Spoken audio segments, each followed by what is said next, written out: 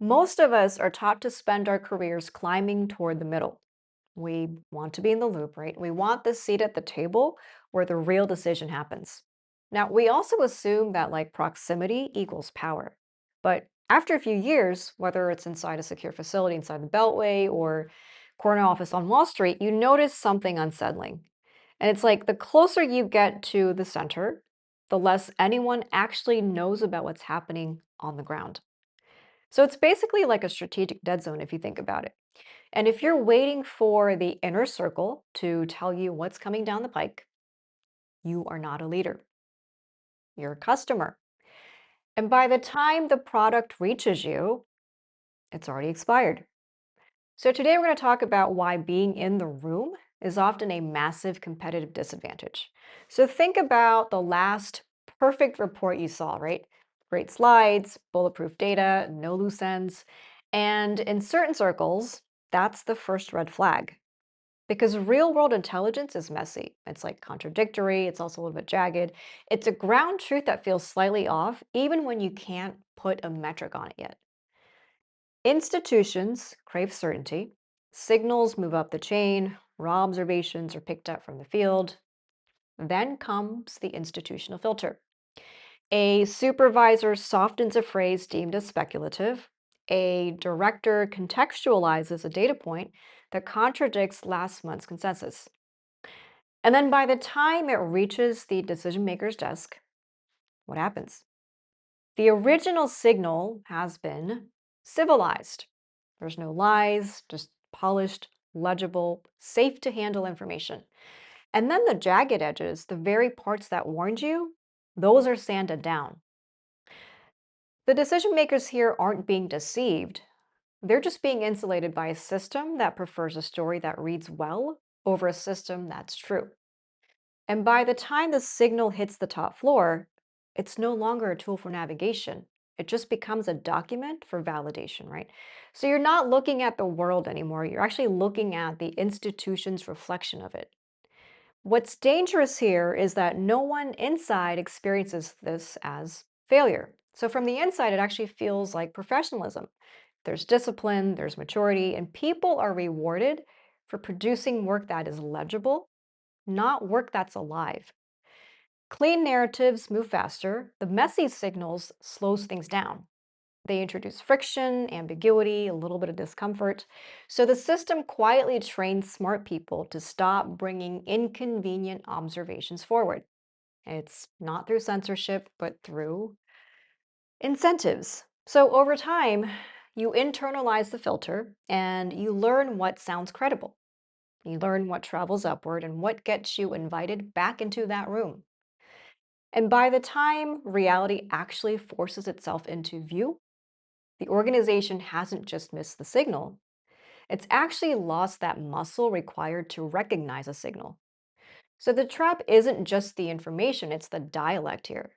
You spend enough time in the inner circle and you adopt a specific language, right? There's like high legibility. It's a language of KPIs, synergies, risk mitigation frameworks. Now, it sounds sophisticated. It's also safe and controlled, but it filters reality. If a threat or opportunity doesn't fit inside a pre-made box, the system can't see it.